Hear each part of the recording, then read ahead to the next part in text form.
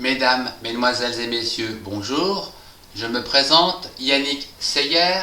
Je suis polytechnicien en nouvelles technologies de l'information et de la communication. Aujourd'hui, je voudrais vous présenter un cours de base de chimie concernant les échanges de chaleur, plus communément appelés les échanges thermiques. Ces échanges de chaleur peuvent s'effectuer dans trois états fondamentaux de la matière: entre gaz, entre liquide, entre solide, mais également entre gaz et liquide, entre gaz et solide, ou encore entre liquide et solide. Ce sont donc dits des échanges de chaleur. La chaleur peut être définie comme une forme d'énergie qui s'échange entre deux corps à des températures différentes. Ces échanges donc de chaleur peuvent s'effectuer par convection, conduction ou par rayonnement. Nous allons voir au fur et à mesure du cours ce que cela veut dire. Je vous propose d'étudier l'état gazeux dans un premier temps, tel que l'air, l'hélium, le néon. Je vous ai choisi un exemple avec un ballon d'air chaud, une montgolfière, où nous trouvons donc des températures différentes entre une cloison ou un isolant, entre donc de l'air chaud et de l'air froid. La température traduit la vitesse d'agitation des particules élémentaires de la matière. Entre deux corps de températures différentes, la chaleur se déplace du corps chaud vers le corps froid, jusqu'à ce qu'il y ait équilibre de température. La température tend toujours à s'équilibrer. Lorsque le volume d'air chaud, le volume d'air est chauffé, le ballon se trouve plus léger, puisque les molécules chaudes sont plus légères que les molécules d'air froid. Votre ballon monte dans le ciel, il y a donc ascension. Lorsque vous arrêtez de chauffer ce volume d'air a tendance à disperser la chaleur, donc de l'intérieur vers l'extérieur, pour un petit peu réchauffer l'extérieur. Nous parlons beaucoup de cette quantité d'énergie donc qui est perdue, donc il va falloir remplacer par de l'énergie telle que un chauffage pour réchauffer ce fameux ballon pour qu'il reste à une altitude constante.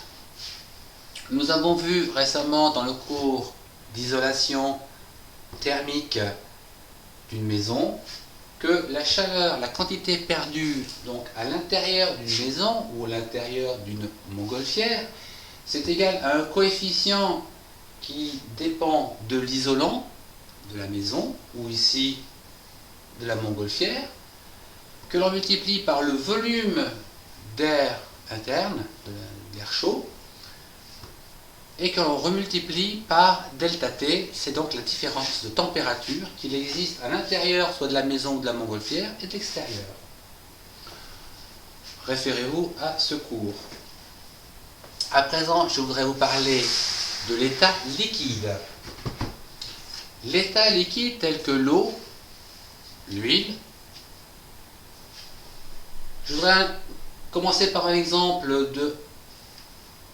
d'un mélange de deux bouteilles, donc deux bouteilles de 1 litre, une bouteille à 50 degrés de 1 litre et une bouteille de 10 degrés Celsius de 1 litre.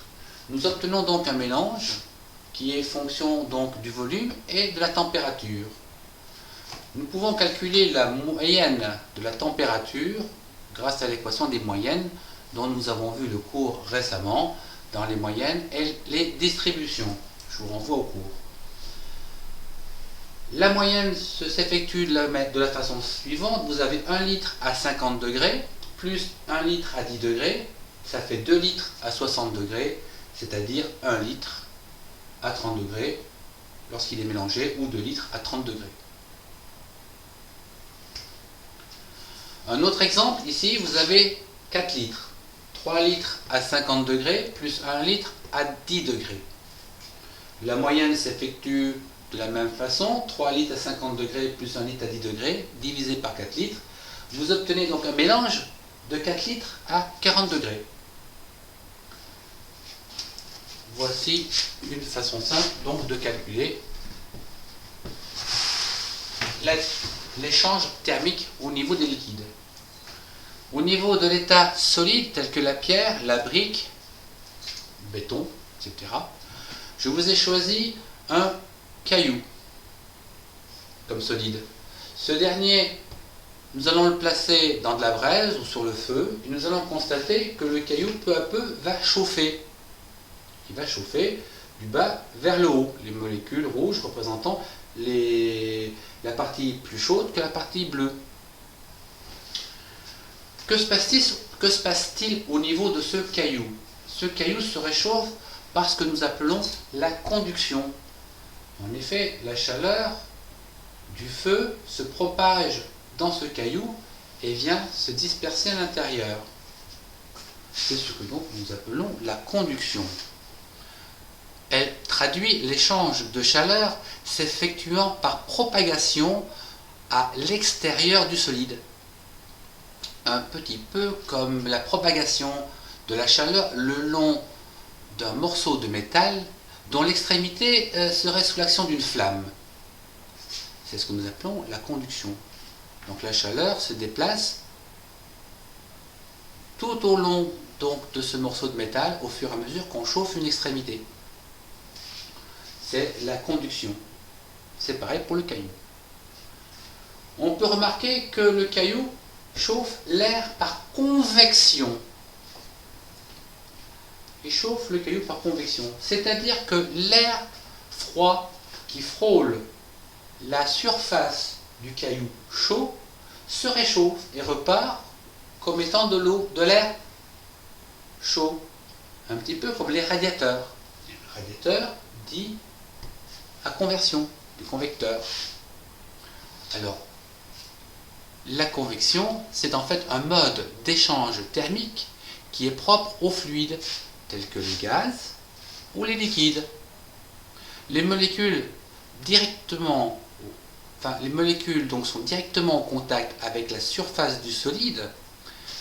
Elles absorbent ou elles cèdent de la chaleur suivant les températures respectives des surfaces et bien sûr des fluides.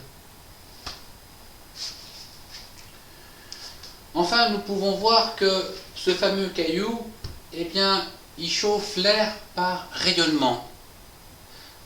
Un exemple, le soleil vous réchauffe aussi par rayonnement, vous le sentez. Le caillou, si vous mettez vos mains autour du caillou, vous sentez bien que par rayonnement, vous sentez la chaleur. C'est ce qu'on appelle du rayonnement. Alors, le rayonnement, ici, se situe entre le caillou et l'air environnement. Les corps solides et liquides émettent donc par leur surface de l'énergie sous forme de ce que nous appelons des ondes électromagnétiques. Et si une énergie rayonnée rencontre un corps absorbant, l'énergie rayonnée ici rencontre un corps absorbant, donc ces longueurs d'onde, elles se transforment en chaleur. Voilà, c'est pour ça, lorsqu'on se met au soleil, on s'expose au soleil, on reçoit bien sûr la chaleur. Je vous remercie de votre attention, au revoir et à bientôt pour un prochain cours.